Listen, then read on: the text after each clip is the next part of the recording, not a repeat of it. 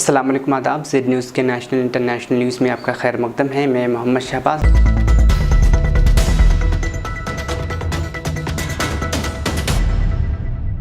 दो हफ्ते कबल कोलंबिया में क्रैश होने वाले जहाज़ में सवार 4 बच्चे अमेज़न की जंगल से जिंदा मिल गए। गैर मुल्की खबर रसाई इदारे के मुताबिक बुध को कोलंबिया के सदर पेट्रो ने अपने ट्विटर पैगाम में बच्चे मिलने का ऐलान करते हुए इसे मुल्क के लिए खुशी का मौका करार दिया।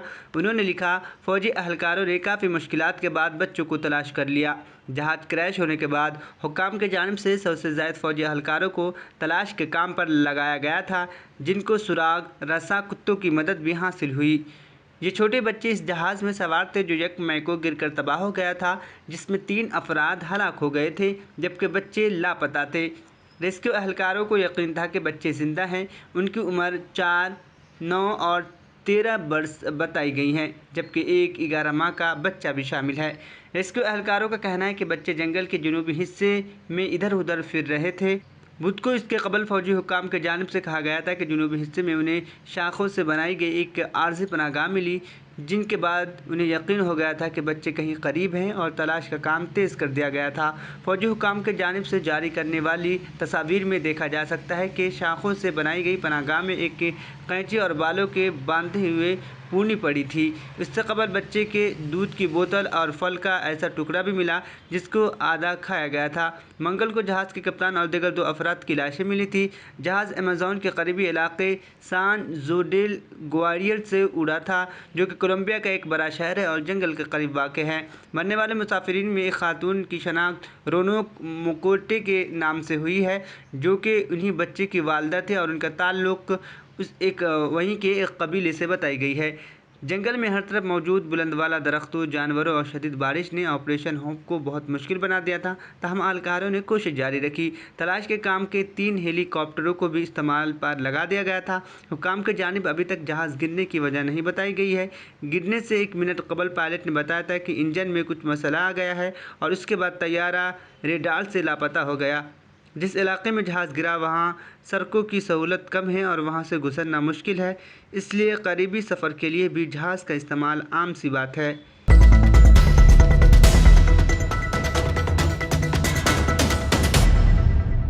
हाइपरसोनिक मिसाइल टेक्नोलॉजी पर तहक़ीक़ करने वाले 3 रूसी साइंसदानों को गद्दारी की इंतहाई संगीन इल्ज़ामात का सामना है, जिसके बाद साइंस के शोबे से वाबस्ता अफराद में ख़तरे की घंटी बज रही है।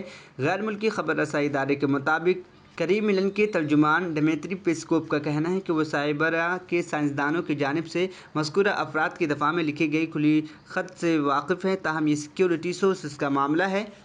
पीर को शाये होने वाले ख़त में अनातोली मसलोव, अलेक्जेंडर और वैलेरी के साथियों ने उन्हें बेगुनाह करार देते हुए एहतजाज किया और कहा कि इस्तग़ासा ने रूस के साइंसी शोबे को शदीद नुकसान पहुँचाने की धमकी दी है। उन्होंने कहा कि हम उनमें से हर एक को मुहब्बे वतन और एक महज़्ज़ब शख्स के तौर पर जानते हैं, जिस हवाले से तफ्तीशी हुक्काम को शुबा है कि वो काम नहीं कर सकते। रूसी सदर व्लादिमीर पुतिन ने कहा था कि रूस हाइपरसोनिक मिसाइल में आलमी रहनुमा है, जो दुश्मन की फ़ज़ाई दफ़ाई हमले से बचने के लिए 12,250 किलोमीटर फ़ी घंटे की रफ्तार से सफ़र करने की सलाहियत रखता है।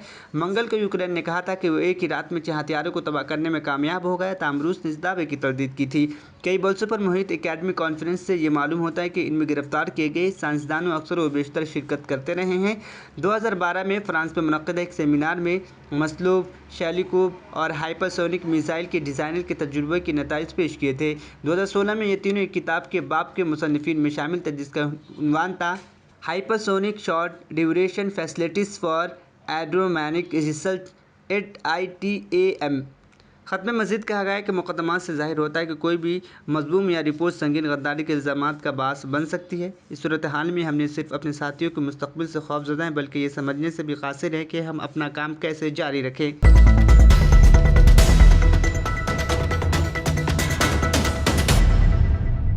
सूडान के दारुल हुकूमत खुर्तूम के जनूबी इलाके में फ़ौजी कैंप के करीब जुमरात के रोज़ झड़पें तेज़ हो गईं और फ़ज़ाई हमले भी जारी रहीं। गैर मुल्की खबर रसाई इदारे के मुताबिक ऐन शाहिदीन का कहना है कि आपसी लड़ाई में तकरीबन 10 लाख अफराद बेघर हो गई और खुर्तूम के बाशिंदों को ज़िंदा रहने के लिए काफ़ी हद तक जिद्दोजहद का सामना है।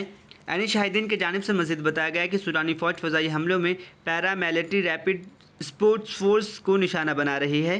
فضائی حملے کی آوازیں جنوبی خرطوم کے کئی رہائشی محلے میں سنی گئی۔ خرطوم میں طیبہ کیمپ کے قریب فوج کا ساتھ دینے والی پولیس ریزرو فورس کی بھی ریپڈ اسپورٹس فورسز سے جھڑپیں جاری ہیں۔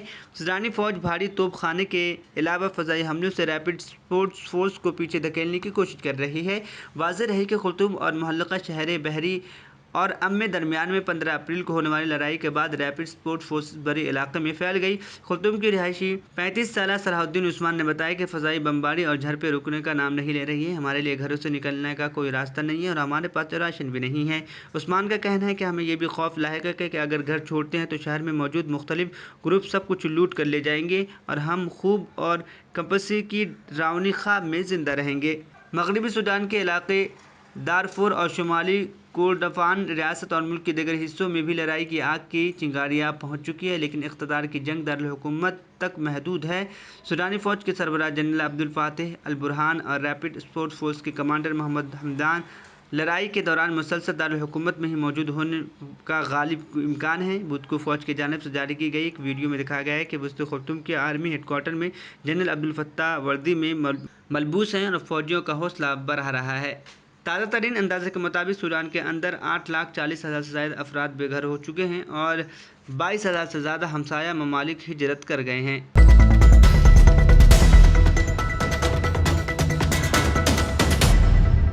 متحدہ عرب امارات کی ٹریفک کونسل نے 3 نئے ٹریفک خلاف ورزیوں کا اضافہ کر دیا۔ الامارات الیوم کے مطابق ٹریفک کونسل کا کہنا ہے کہ بارش کے دوران ڈیمز، سیلاب کے مقامات اور وادیوں کے قریب اکٹھا ہونا خلاف قانون ہے۔ اس پر 1,000 درہم جرمانہ اور 6 ٹریفک پوائنٹ کاٹ لی جائیں گی۔ ٹریفک کونسل نے دوسری کی خلاف ورزی کے حوالے سے بتایا کہ بارش کے دوران وادیوں میں جانے پر 2,000 درہم جرمانہ ہوگا اور 23 پوائنٹ کاٹے جائیں گے، جبکہ 60 دن تک گاڑی محکمہ ٹریفک کے قبضے میں ہوگی۔ ٹریفک کونسل نے تیسری خلاف ورزی کے بارے میں بتایا کہ وادیوں میں برسات کا پانی بھر جانے، بارش ہونے اور قدرتی آفات و بحرانوں کے درمیان امدادی کارروائیاں اور ٹریفک کو منظم کرنے کے سلسلے میں رکاوٹیں ڈالنا خلاف قانون ہے۔ اس پر 1,000 درہم جرمانہ ہے اور 4 ٹریفک پوائنٹ کاٹے جائیں گے، جبکہ 2 مہینے تک گاڑی محکمے کے قبضے میں رہے گی۔ ٹریفک کونسل نے توجہ دلائی کہ 3 نئے خلاف ورزیوں کا اضافہ بارش اور سیلاب سے پیدا ہونے والے مسائل، قدرتی آفات، بحرانوں اور ہنگامی حالات میں حفاظتی تدابیر کو قانونی شکل دینے کے لیے کیا گیا ہے تاکہ متعلقہ حکام اپنی ذمہ داریاں پرسکون انداز میں انجام دے سکیں۔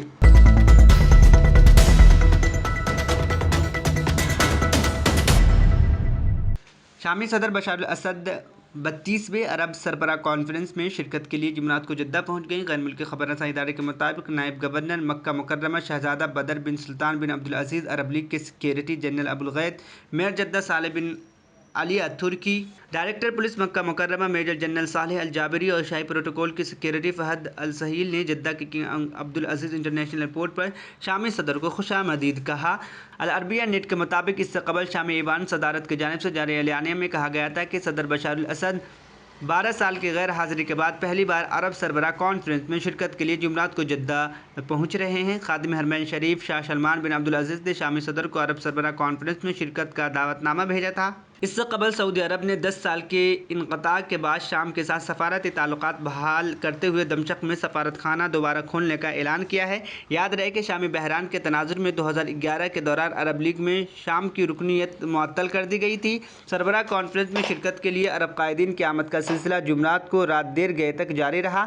فلسطینی صدر محمود عباس جدہ پہنچ چکے ہیں۔ سب سے پہلے مصری صدر عبد الفتاح پہنچے تھے۔ بحرینی فرمانبردار شاہ محمد بن عیسیٰ آل خلیفہ، موراتانیہ کے صدر محمد ولد الشیخ احمد الغزوانی، لبنانی وزیر اعظم نجیب میقاتی، سلطنت عمان کے فرمانبردار کے نمائندہ خاص اور نائب وزیر اعظم اسد بن طارق آل سعید، یمنی صدر ڈاکٹر رشاد محمد آل عالمی، تیونس کے صدر قیس بن سعید، لیبیا کے صدر محمد یونس المنفی اور صومالیہ کے صدر ڈاکٹر شیخ محمود کانفرنس میں شرکت کے لیے جدہ پہنچ چکے ہیں۔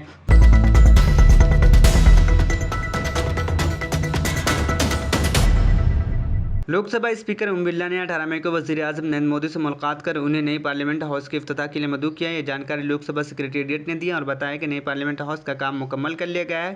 ساتھ ہی مطلع کیا گیا ہے کہ پی ایم مودی آئندہ 28 مئی کو اس نئی پارلیمنٹ ہاؤس کا افتتاح کریں گے۔ غور کرنے والی بات یہ ہے کہ 18 مئی کو ہندوتوا نظریے کے علمبردار اور آزاد ہند کے متنازع شخصیت وی ڈی ساورکر کا یوم پیدائش ہے۔ اس طرح 28 مئی کو نئی پارلیمنٹ کا ہاؤس کا افتتاح کر فیصلے کو لوک سبھا انتخاب 2024 سے جوڑ کر دیکھا جا رہا ہے۔ یہ فیصلہ ہندو ووٹوں کو پولرائز کرنے کی کوشش قرار دی جا رہی ہے۔ کچھ میڈیا رپورٹس میں تو یہ بھی بتایا جا رہا ہے کہ بی جے پی صدر جے پی نڈا نے ساورکر کی فیملی سے ملاقات کے امکان ظاہر کیا جا رہا ہے کہ انہیں نئی پارلیمنٹ ہاؤس کی افتتاحی تقریب میں مرکزی حکومت کی طرف سے مدعو کیا جائے گا۔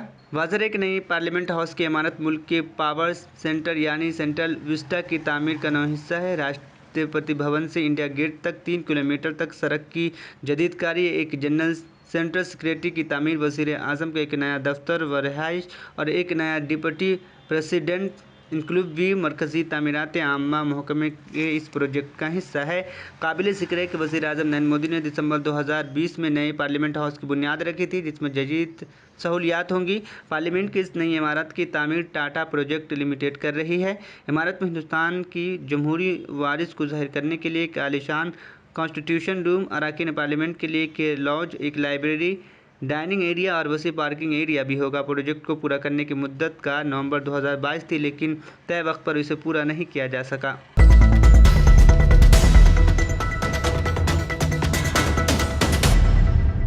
کرناٹک کے نامزد وزیر اعلیٰ سدھارمیہ کو آج کانگریس قانون ساز پارٹی کا باضابطہ لیڈر منتخب کر لیا گیا۔ جمعرات کی شام سدھارمیہ اور ڈی کے شیو کمار دہلی سے بنگلورو پہنچے تھے، جس کے بعد کانگریس قانون ساز پارٹی کی میٹنگ ہوئی۔ سی ایل پی لیڈر منتخب ہونے کے بعد سدھارمیہ نے بلا تاخیر گورنر سے ملاقات کر حکومت سازی کا دعویٰ پیش کر دیا۔ قابل ذکر ہے سدھارمیہ کو کانگریس قانون ساز پارٹی کا لیڈر منتخب کیے جانے کی تجویز ڈی کے شیو کمار نے پیش کی۔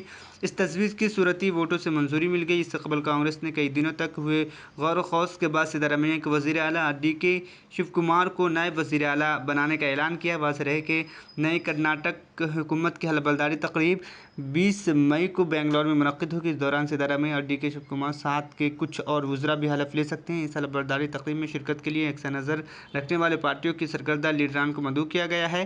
اس سے قبل کانگریس صدر ملکارجن کھڑگے نے جمعرات کو کہا تھا کہ پارٹی کرناٹک کی ترقی کے لیے پرعزم ہے اور ریاست کے 6.5 کروڑ لوگوں سے کیے گئے وعدوں کے مطابق ریاست میں 5 گارنٹی کو نافذ کرے گی۔ ٹویٹر پہ کیے گئے اپنے ایک پوسٹ میں کھڑگے نے لکھا، ٹیم کانگریس کرناٹک کے لوگوں کے لیے ترقی، فلاح اور سماجی انصاف کو لے کر پرعزم ہے۔ ہم 6.05 کروڑ کنڑ لوگوں سے وعدہ کر 5 گارنٹی کو نافذ کریں گے۔ ملکارجن کھڑگے نے کرناٹک کے وزیر اعلیٰ عہدے کے امیدوار سدھارمیہ اور نائب وزیر اعلیٰ عہدے کے امیدوار ڈی کے شیو کمار کے ساتھ اپنی ایک تصویر بھی ٹویٹ کی۔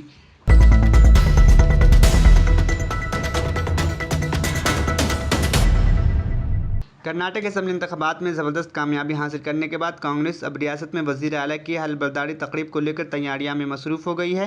پارٹی کی اعلیٰ قیادت نے صلاح و مشورہ کے بعد سدھارمیہ کو وزیر اعلیٰ اور ڈی کے شیو کمار کو نائب وزیر اعلیٰ بنانے کا اعلان کیا اور اس کے ساتھ یہ بھی صاف کر دیا کہ حلف برداری تقریب 20 مئی یعنی ہفتے کے روز منعقد ہوگی۔ کرناٹک کے وزیر اعلیٰ کی حلف برداری تقریب میں شامل ہونے کے لیے کانگریس نے سابق سونیا گاندھی، راہل گاندھی، پرینکا گاندھی کو خاص طور پر مدعو کیا گیا ہے۔ اس کے علاوہ چھتیس گڑھ کے وزیر اعلیٰ بھوپیش بگیل، راجستھان کے وزیر اعلیٰ اشوک گہلوت، ہماچل پردیش کے وزیر اعلیٰ سکھویندر سنگھ سکھو کو بھی دعوت نامہ بھیجا گیا ہے۔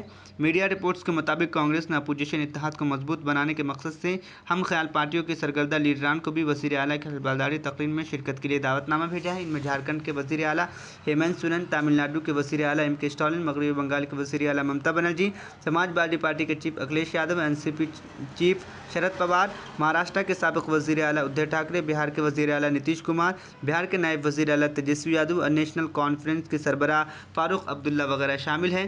موصول اطلاعات کے مطابق نوین پٹنائک کی party B J J D اور K C R party B R S سے کسی کو بھی مدعو نہیں کیا گیا۔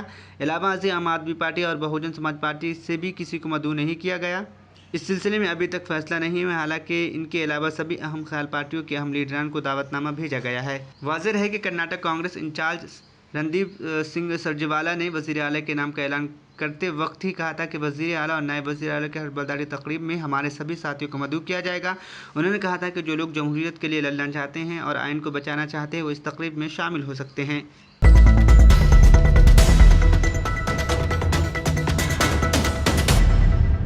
سپریم کورٹ نے جمعرات کو منی لانڈرنگ کے معاملے میں آپ لیڈر اور دہلی حکومت کے سابق کابینہ وزیر ستیندر جین کی ضمانت پر نوٹس جاری کیا۔ جین کی نمائندگی کرنے والے سینئر وکیل اے ایم سنگھوی نے جسٹس اے ایس بوپنا اور ہیما کوہلی کی بینچ کو بتایا کہ ان کے موکل کی صحت سے متعلق کئی مسائل ہیں۔ ان کا وزن 35 کلو گرام کم ہو گیا ہے اور اب وہ کنگال ہو گئے ہیں۔ عدالت عاظمہ نے جین کی عرضی پر نوٹس جاری کیا اور انہیں ضمانت دینے سے انکار کرنے والی دہلی ہائی کورٹ کے فیصلے کے خلاف عرضی کو فوراً فہرست بند کرنے کے لیے عدالت کی تعطیل بینچ کا رخ کرنے کی آزادی بھی دی۔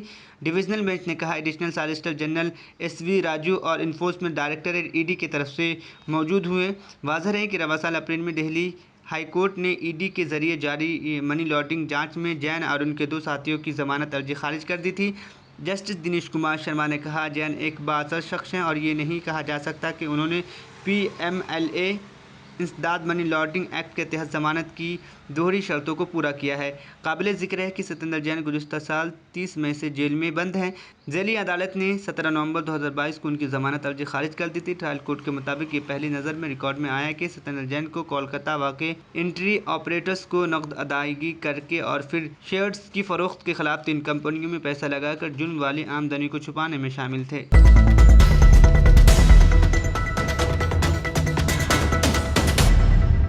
نیشنل انٹرنیشنل نیوز یہیں پر اختتام پذیر ہوا۔ مجھے دیجیے اجازت، پھر کل ملاقات۔ اللہ حافظ۔